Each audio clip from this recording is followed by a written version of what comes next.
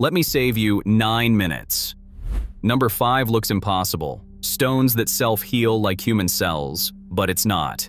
And number 9 would blow your mind. Except there is no number 9. Because this list does not end with a mystery. It ends with one that's solved. You've seen these structures packaged 1,000 ways. Science cannot explain, experts baffled. But here's what actually happened in the last 4 years. Every single one of these structures was cracked. Not by aliens, not by lost super technology. By people who simply asked, how would I have solved this with the tools available then? And every answer proves the same thing. The builders were smarter than we were, not more advanced. The weird part? The real solutions are stranger than the myths.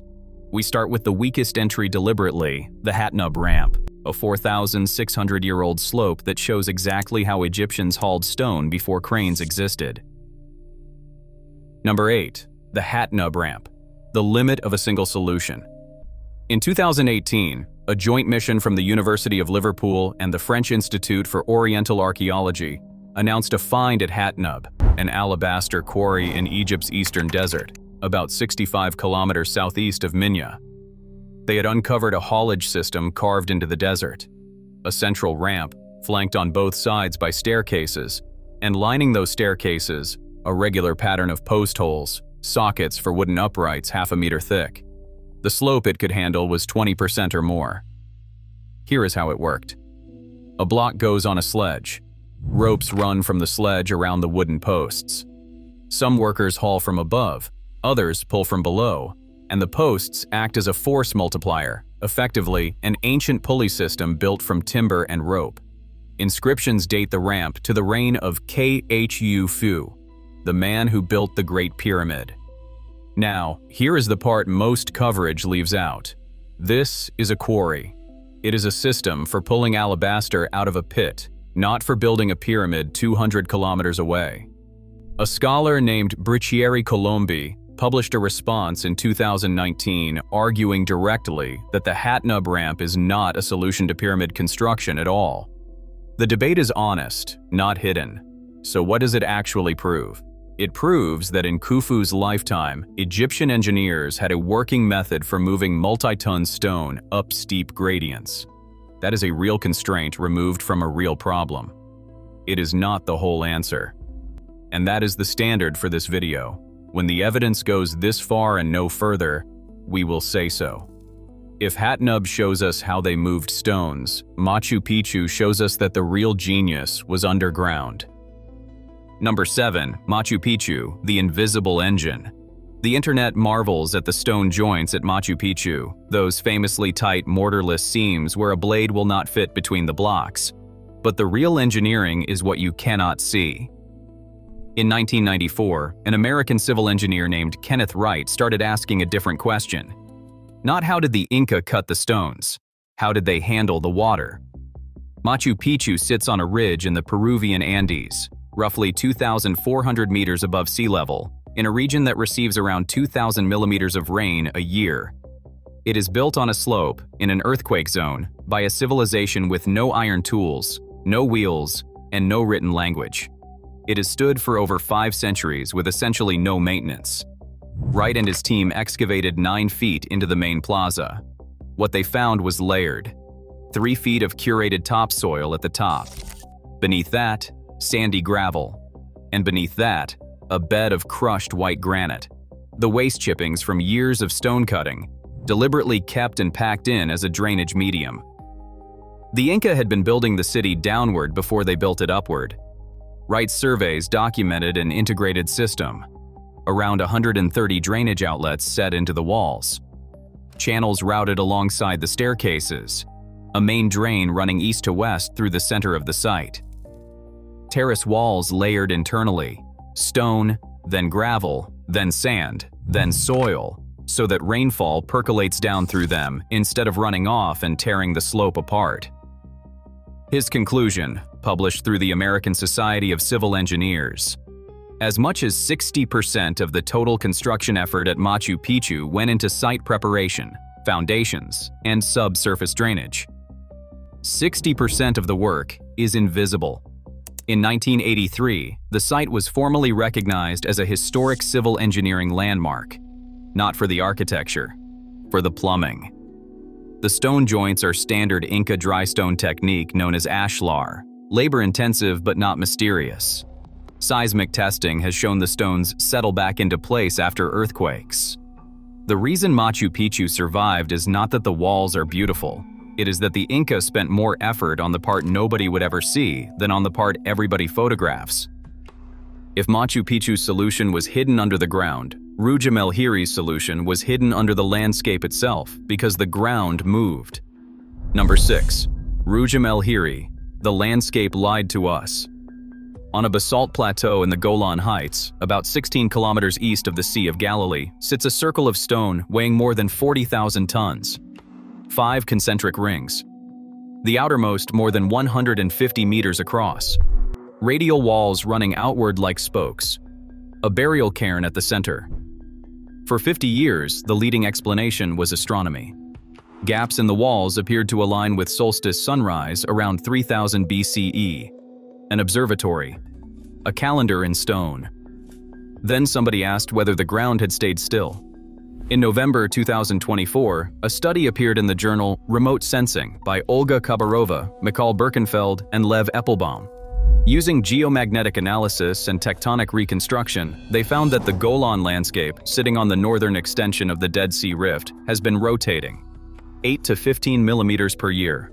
Over 5,000 years, the structure has shifted roughly 40 meters from where it was built and rotated counterclockwise as it traveled. The alignments we measure today are not the alignments the builders laid down. The solstice gate was never pointing where it points now. Then it got worse for the mystery. In March 2026, a study in PLOS-1, led by Birkenfeld, layered high-resolution satellite imagery across the surrounding highlands. They found more circles. The paper documents over 30 previously undocumented large circular stone structures within a 25-kilometer radius. Same architectural logic.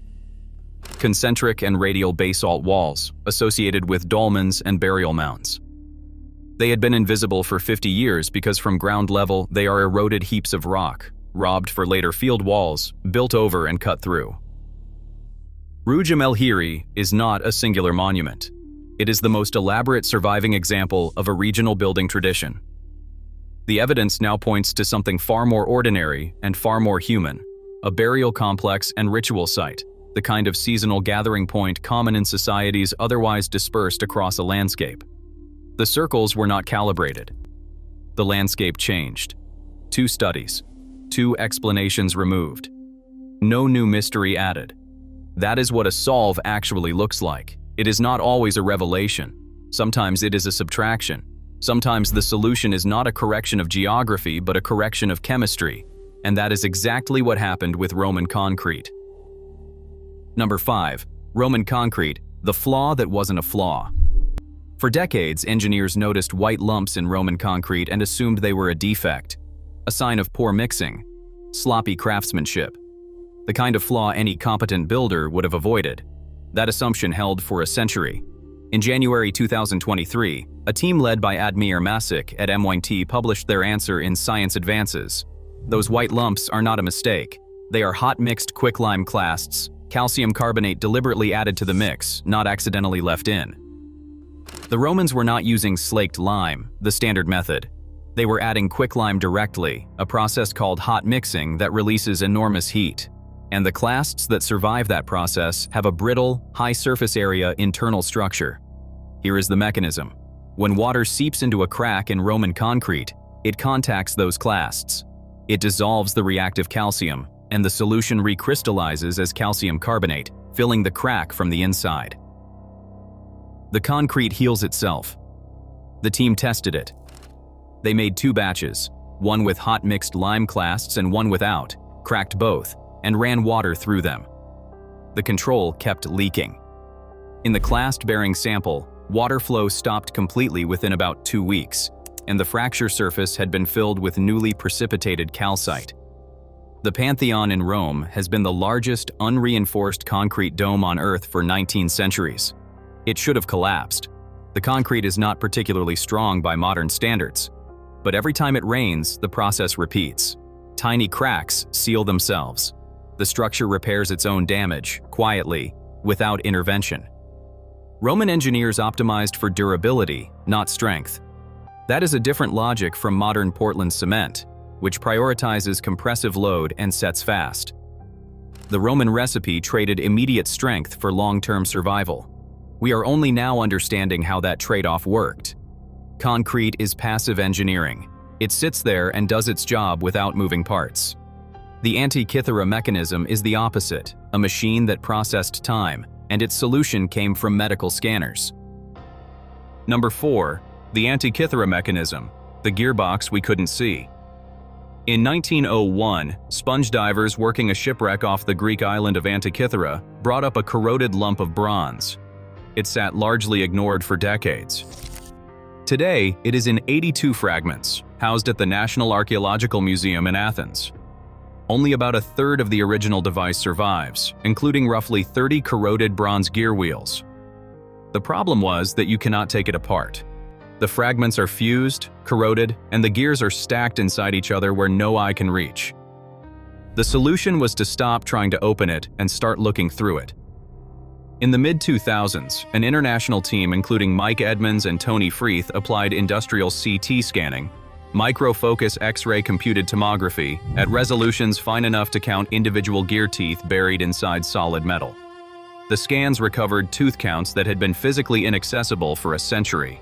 They revealed thousands of characters of Greek inscription hidden inside the fragments, including text on the back cover that reads as an operating manual. The rear dial tracks the Metonic cycle, the Saros eclipse cycle, and includes an Olympiad tracker. Every gear ratio was confirmed by matching tooth counts to known astronomical periodicities. The mechanism reproduces the moon's variable speed across its orbit using a pin and slot mechanism, 2 pins on a rotating disc dropping into a slotted lever, which mechanically models an elliptical orbit, centuries before anyone formulated ellipses. Now, the honest limit. The front planetary display has been modeled in multiple ways, but no epicyclic gears for planetary motion have been found. The rear is solved. The front is still a reconstruction. The team at University College London published their best model in 2021, and it matches all surviving inscriptions and physical evidence, but the epicyclic components themselves have never been recovered. This is not a computer in the modern sense. It is an analog calendar machine, built around 150 to 100 BCE, and it proves Hellenistic Greece understood differential gearing. Someone in the Greek world encoded Babylonian astronomical cycles into bronze. We did not need aliens to explain it. We needed a CT scanner. The Antikythera mechanism measured cycles in the sky. The pyramid fields solved a different kind of measurement, the geography of the Nile itself. Number 3. The Egyptian pyramid fields, the river that vanished. 31 pyramids, built across roughly 1,000 years, are strung along a narrow strip at the foothills of Egypt's western desert plateau between Giza and Lisht. The obvious question was never really asked out loud. Why there? The strip sits on the edge of the Sahara. It is the wrong place to move 6 million tons of limestone to. And the pyramid causeways, the ceremonial raised walkways, run perpendicular to the pyramid fields and simply stop. They terminate in valley temples that lead nowhere. Egyptologists had long suspected a waterway, a branch of the Nile, since vanished. But nobody had located it, mapped it, or established its size. The reason is that you cannot see it. It is buried under desert sand and modern farmland, and it is invisible in ordinary optical satellite imagery. In May 2024, a team led by Iman Ghonim, a geomorphologist at the University of North Carolina, Wilmington, published in Communications, Earth and Environment. They named it the Ahrimat branch, from the Arabic word for pyramids. They mapped 64 kilometers of it, verified the course with geophysical survey and deep soil coring. This was not a stream. In places, it was around half a kilometer wide and at least 25 meters deep. Comparable to the modern Nile, it ran directly along the foot of the plateau. The causeways that appeared to lead nowhere lead to it. The valley temples at the end of them were river harbors. The pyramids are in a line because the river was in a line. The stones did not need to cross the desert. The desert was not there yet. The builders floated them and moored at the door. The channel existed through the Pyramid Age, the Old Kingdom, and began to dry up around the end of the First Intermediate Period. That is exactly when pyramid building shifted, both in scale and location. The river was the road, and when the road disappeared, the building pattern changed with it. The Nile solved a transport problem. The Stonehenge altar stone solved a different kind of problem: how to move 6 tons of rock 750 kilometers without losing it. Number 2, the Stonehenge altar stone, the longest stone journey. For decades, the altar stone was assumed to come from Wales. It sits among the blue stones at the center of Stonehenge, and the blue stones came from the Preseli Hills, 230 kilometers away, itself an astonishing distance. The altar stone is sandstone. The Anglo-Welsh basin seemed the obvious source. That assumption held until recent work began to rule it out, leaving the central stone of the most studied prehistoric monument on Earth with no known origin at all. In August 2024, a team led by Anthony Clark at Curtin University in Australia published the answer in Nature. They did not look at the stone itself. They looked at the grains inside it. Sandstone is made of eroded fragments of older rock. Individual mineral grains, zircon, apatite, and rutile, carry radiometric ages and trace element chemistry from wherever they originally formed. Measure enough of them, and you get a fingerprint of the source region, unique enough to exclude almost everywhere else. The zircon grains came back Mesoproterozoic and Archean. The rutile and apatite pointed to a mid-Ordovician overprint, around 460 million years ago. That combination does not occur in southern Britain. It does not occur in Wales. It occurs in the Old Red Sandstone of the Orcadian Basin in northeast Scotland. 750 kilometers, 6 tons. Neolithic Britain before the wheel. The altar stone traveled farther than any other component of Stonehenge. The route implies a connected network across the entire island. Communities that could coordinate the movement of a 6-ton slab of sandstone from the far north of Scotland to a plain in southern England around 2600 BCE. We do not know the exact method, likely a combination of sledges, rollers, and boats. But the point is, the network existed, not the machinery. No aliens, no lost technology, just a civilization that coordinated across its full geography with an intensity we had badly underestimated. The altar stone was moved a long way, but it never had to move once it arrived. The Moai of Rapa Nui had to move themselves, and they did, quite literally. Number 1, the Moai of Rapa Nui. They walked. The old idea held that the statues were dragged on wooden sledges and that required cutting down the island's trees, a theory that became a parable about self-inflicted environmental collapse. The problem was that it contradicted the oral tradition. Elders on Rapa Nui said the Moai walked to their platforms. Archaeologists dismissed it. In 2025, a team from the University of Hawaii and others published the result in the Journal of Archaeological Science. They had spent over a decade answering the critics who called the walking method a stunt. They analyzed 962 Moai, with detailed focus on the 62 statues abandoned along the ancient roads. They built high-resolution, three-dimensional models to isolate exactly which design features made rocking transport stable: the forward lean of 5 to 15 degrees, the wide D-shaped base. They measured the roads themselves.